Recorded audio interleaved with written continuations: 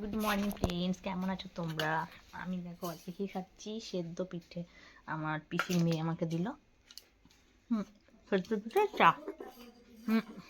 মানে অন্য বছর খাওয়া হয়, কিন্তু এবছর তো খাওয়া হবে না, কেননা কালকে সরস্বতী পুজোর বার, পরশু সরস্বতী পুজোর পর তো আর খেতে নেই। তো একদিন আমাদের বাড়িতে হয়েছিল, আর এটা আমার পিসির মেয়ে দিয়েছে। তো আমি চা দিয়ে খাচ্ছি। দেখো আমি চা দিয়ে খাচ্ছি, আমার খুব ভালো লাগে খেতে। আমার দিদি আমাকে দিয়েছে।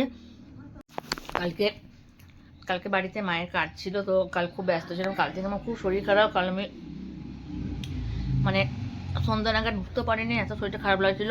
তো কালকে আমার পিসি মেয়ে করেছিল সম্পাদি, তো বললো বনু খাবি? না খাবো না, সকালে খাবো। সকালে আমার এটা জল খাবার খাওয়া হয়ে গেল। তোমরা কে কে ভালোবাসো সিদ্ধ পিঠে? আর এই পিঠেগুলো জানো কপালে থাকা চাই, 3 বছর পর আমরা খেতে পেলাম। যাই হোক, কে কে পছন্দ করো বলো। আর একটা কথা বলতে চাই, যে সময়টা তোমরা পাচ্ছ প্লিজ সে ভালো মুহূর্তটা নষ্ট কেউ করবে না। কেন মানুষের জীবনে দেখবে ভালো মুহূর্ত, একটা খুশির মুহূর্ত সবসময় কিন্তু আসে না, খুব কপাল করে আসে, খুব ভাগ্য করে আসে। যে সময়টা পাচ্ছ সেই সময়টাকে উপলক্ষ করো।